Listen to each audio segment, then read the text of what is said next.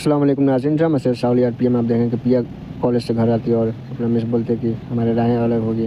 बोलिए ये तूने क्या किया, अलियार से क्यों झगड़ा किया, ये सब बता देती है। इसकी अम्मी बहुत गुस्सा होती है। वहाँ से पिया चली जाती है। इधर अलियार कभी बोलते हैं कहाँ रह गए थे बेटे, फ़ोन भी नहीं उठ। मैं आ गया हूँ ना, अब मुझे कॉलेज नहीं जाना है। मैं अपनी प्यार की जंजीरें सारी में तोड़ आया हूँ।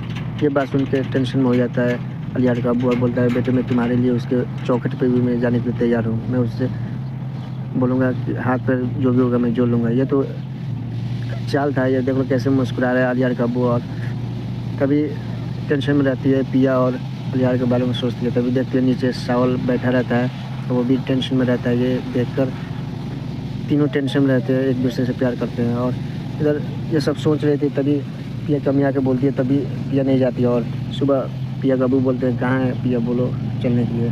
बोलती है अब्बू मैं तैयार हूँ। और दोनों घर से निकलते हैं तभी गुंडे घेर लेते हैं और बोलते हैं कि ये लड़की घर से बाहर नहीं जा सकती है, ये सेठ दाऊद का हुक्म है, हम जाने नहीं देंगे।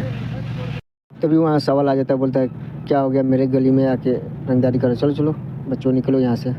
और बोल के उन लोगों को निकाल देता है। और पिया को उसको अबू को लेकर थाने जाता है सावल। उधर जाकर इंस्पेक्टर से बात कराता है। और इधर अलियार रोता है रूम में और उसकी अम्मी आ जाती है, बोलती है बेटे क्यों इतने दुखी हो रहे हो, उसको जाना ही था तो चले जाने दो। इधर थानेदार साहब बोलते हैं कि तुम लोग 20 साल पुराना केस लिखवाने, यहाँ से दफ़ा हो जल्दी से। और वहाँ से बोल चले जाते हैं। और यहाँ पिया की अम्मी बहुत टेंशन होती है क्या हुआ नहीं हुआ।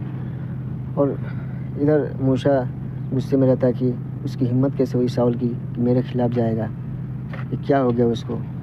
तो बोलता मुझे भी समझ में नहीं आता ऐसे ही वो ये क्यों किया। और सावल पिया को घर पे लेकर चला आता है और उसका अब्बू आगे निकल जाते हैं। तभी पिया उतरने के लिए अपने अब्बू को चिल्लाती है और सावल अपना हाथ बढ़ा देता है। तो पिया भी अपना हाथ सावल के हाथ में देकर और गाड़ी से उतरती है। और उतरते ही सावल के कंधे में लड़ जाती है और दोनों में टकरार होता है। और पिया का अब्बू शुक्रिया अदा करते हैं सावल का। इधर छत पे बच्चों को पढ़ा रही होती है पिया, और पिया फ़ोन करती है सावल के पास कि सावल कहाँ तुम छत पे। और छत पे आ जाता है सावल और सावल से बोलती है कि कैसे मैं तुम्हारा शुक्रिया अदा करूँ। बोलता है सावल कि आप ऐसे मुस्कुराती रहें बस, मैं यही चाहता हूँ, आपका मुस्कान बहुत प्यारा है। इधर पिया का अब्बू पिया का अम्मी से बोलते हैं कि किसी भी थाने में केस दर्ज नहीं हो रहा है, कोई भी उनके खिलाफ़ केस नहीं लिख रहा है। इधर बात चली रहा था कि पिया आकर सुनती है और पिया की अम्मी बोलती है वो तो मुझे सगी माँ मानती नहीं है। ये पिया का अब्बू बोलते हैं कि ये तुम अपने लब से क्यों निकली। सुन के वहाँ से पिया चली जाती है। और इधर सावल के पास आ जाता है, बोलता है कि तुम दाऊद के खिलाफ़ क्यों गए, क्या